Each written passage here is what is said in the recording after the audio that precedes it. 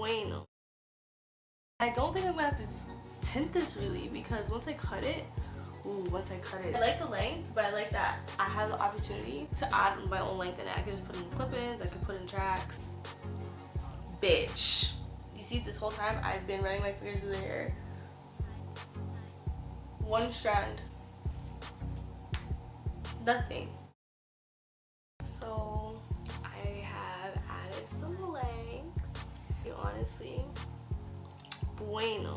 I even teased out the front a little bit, you know, got that natural hairline going on, and I am in love with this wig. And I'm gonna try to get even longer hair, cause bitch, and it allows you to add in that extra and it's not too thick. I didn't even bleach knots. The front looks super realistic. Like, look at the hairline.